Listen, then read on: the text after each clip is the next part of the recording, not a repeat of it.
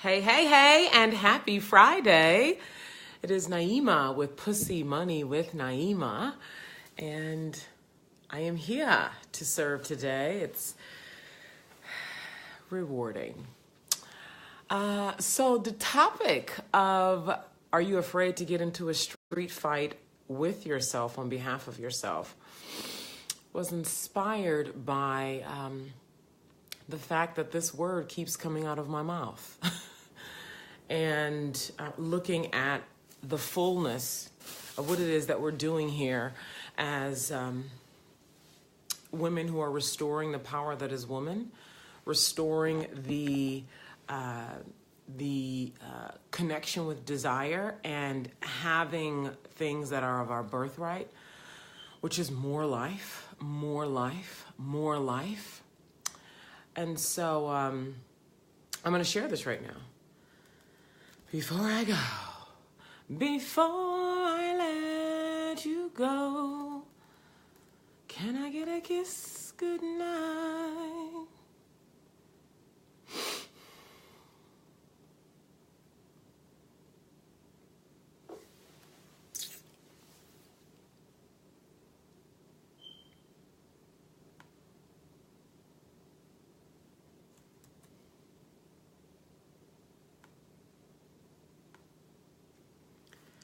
Da, da, da, da.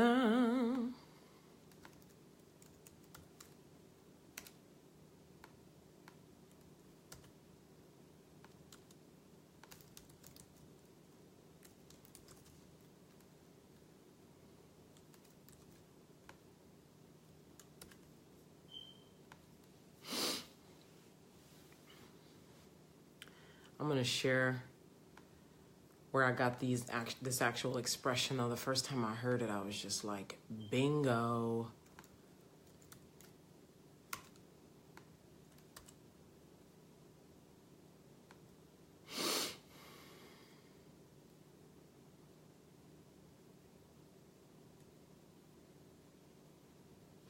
All right, so I'll close. So, I was on a treadmill in Italy, and I was listening to a podcast that's hosted by a woman named Jenna Rodriguez. I think that's her full name, Jenna Rodriguez. And it's called The Brave Entrepreneur. I think it's called The Brave Entrepreneur. And she was interviewing the beautiful, what's this woman's name? She caters to Black women millionaires, Dr. Venus Opal Reese. So Jenna was interviewing Dr. Venus Opal Reese on Jenna's podcast. And Jenna asked Dr. V, what's your definition of brave? And I remember when she said this, I'm on the treadmill running and tears came to my eyes. And Dr. V said a street fight. She said, being brave is getting into a street fight with yourself on behalf of yourself. And I'm telling you, that touched me so deeply because my life was evidence of that. And for any woman who's doing anything big that's making a real dent, not just in her world, but in the world it starts with your world. Don't get me wrong. Fuck. I'm like, fuck, because I can feel that the voices are like, well, if your world's not right, you can't help the world. That's a given. I'm talking to smart women here, right? If you have to say that, like, maybe you don't belong here, okay? So that which is understood doesn't need to be explained. And so those of us who have grand visions, right? We are in this world, but not of this world. We were born with codes to do something significant here in the world. We're not like everybody else, and we have grand visions. And oftentimes we are our very presence and very thought processes against the status quo. It's not that we actually choose that. It's the vision that we hold is by definition in opposition to the status quo.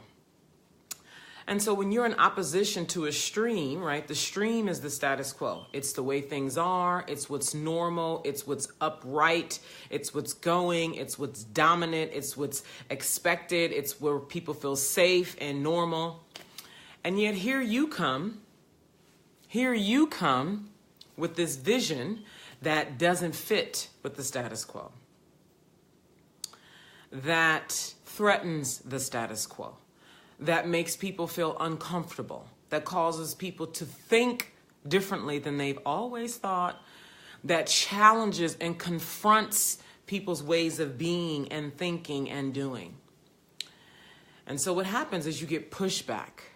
You get people call you names. You get ostracized. You get rejected. You get on and on and on and on and on. And in order for you to continue in the face of opposition, in the face of rejection, in the face of feeling alone, in the face of actually being alone, in the face of people talking bad about you, calling you crazy, navigating the inevitable ups and downs of entrepreneurship, the inevitable ups and downs of being a human. In the face of all of this, you must fight. What else are you going to do? Lay down? Stop? Yes, there's a place for naps. Well, you need a nap. But what else are you going to do? You fight. Hi, Heather. You fight. And so, what does fighting look like? What does fighting look like when you're in the face of opposition and rejection and wanting to quit and people who love you questioning you and, really indirectly telling you that you probably shouldn't be doing what you're doing because they're not willing, because it's hard, because, other people are looking at you strange and saying things behind your back. What does fighting look like? Fighting looks like finding another way. When it's not working, when you want to quit, when things look bleak, finding another way. You guys probably heard of Diana Nyad. Remember Diana Nyad? She is the 60-something-year-old woman, Olympian, who swam from Cuba to, was it Fort Lauderdale or Miami? She swam from Cuba to Florida. She swam. It took her like 4 days. She swam from Cuba to Florida. Remember Diana Nyad? She was interviewed by everybody, right? Oprah, the news was there when she arrived in the ocean from Cuba to Florida. And she was on Oprah. You should go watch the full interview on YouTube. Jesus Christ, I had chills when I watched this. And Oprah was just amazed. You could just see it in her eyes, the way she was looking at her, the way she was questioning her. Now, this is a woman who had this vision, and she had tried several times before and didn't make it. Like you've tried things that haven't worked. You have, oh, Jesus, can I speak on it? You have put things out there that have flopped. You have said things that have caused pushback from people, where you have been rejected, or you decided to separate from a community that may have been a beloved community of yours. You have gotten into fights with people who you love. You have had endless nights of crying and questioning why and what does God want you to do, and being angry and perhaps drinking yourself to sleep, and right? So you've tried and tried and tried and tried. And you've wanted to quit so many times, and yet you can't. And Oprah was looking at Diana Nyad, and she said to her, "Who are you? Who are you?" 60-something-year-old woman who swims from Cuba to Florida. Who are you?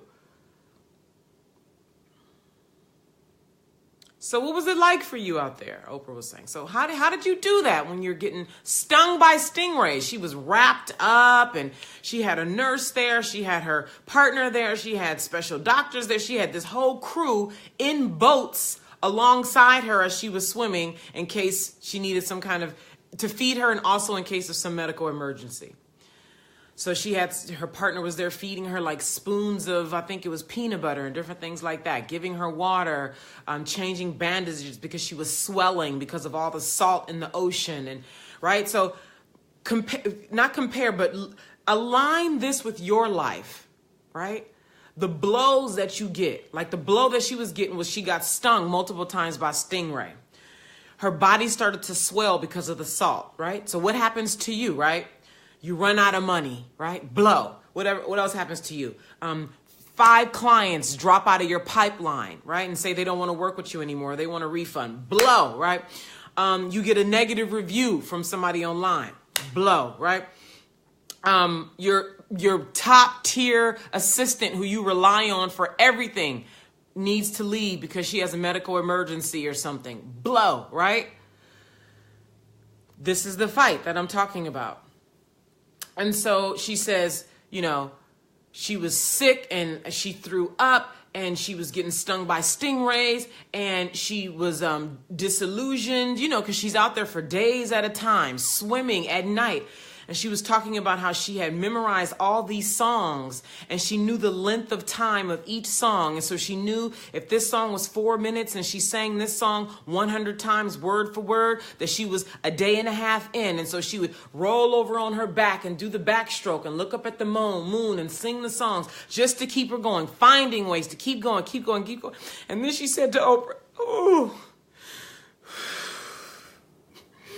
Ooh, I felt it all in my spirit. She said, when you get sick, you find another way. You want to give up, you find another way. Your body is hurting, you find another way. You don't know what to do, you find another way. You want to cry and give up, you find another way.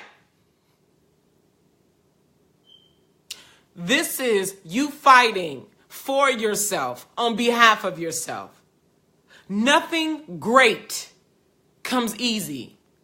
You want to quit? Find another way. You run out of money? Find another way. You don't have a team? Nobody wants to support you? Find another way. Your mother telling you you're stupid? Find another way. Your husband leaves you? Find another way. You sick? Find another way. You don't know what to do? Find another way. You want to take a nap and don't know what to do? Find another way. You find another way!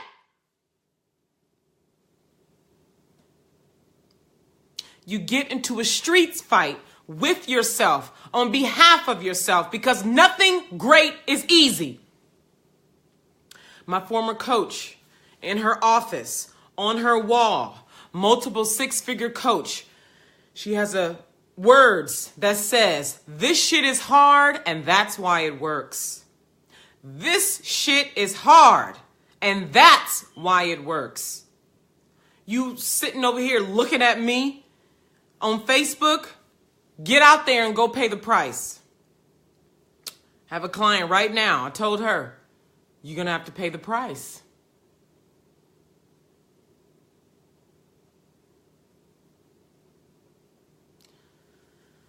If you're not willing to pay the price for the life of your dreams, to see your vision manifest in this life, if you are not willing to incur the consequences, the responsibility of seeing your vision on this earth before you go, just leave. Have the self-love and self-respect to be honest enough with yourself to know your place and take up space there. This is why I cater to anomaly women. Because you must have incentive beyond just a 6-figure business. Who gives a fuck about a 6-figure? Bitch, that shit is easy. A 6-figure business. Good, great. Now, once you do that, then what? Just maintaining that and continue to do that? That is for some women, and guess what? That is okay if that is your deep, deep, deep desire. And if you're happy there, beautiful, go for it. But when we know when we know we were made to live a big life, and we're living in this sea of mediocrity, this dense world of status quo, of normalcy of the patriarchy, of normalcy of disempowered women. And then here we come. Fuck that. Because we have another vision. We see things as they could be, not as they are. We see things as they could be and not what they are. And we come pre-coded with visions and blueprints that nobody can give to us. And then here we come bringing it to the world. How do you think that's going to happen? You're going to have to fight. So all sorts of things need to be cultivated inside yourself to fight. And that's what Pussy Money Media is about. That concludes today's show. I'm just so happy to be here and to get this out. Beacon call to the right women, because this is definitely not for everybody. A lot of women just come here just to drink and eat, but never going to do anything. And I don't know why that bothers me so much. Makes me think of this guy. He does videos all the time. He's a shaman. And he talks about, I relate to him with this. He said it feels like leeching, these people who come and leech. But why does it feel like that, though? I don't know why it feels like that, but it does. And I wish it didn't, but it does. But guess what? It's not enough for me to not do this. This is what we're doing, and the direction that we're going and the people that we're serving is way more important than the leeches. So that concludes. I'm so proud and grateful. Dear God, thank you. Dear God, thank you. Thank you. That concludes. Thank you so much for being here.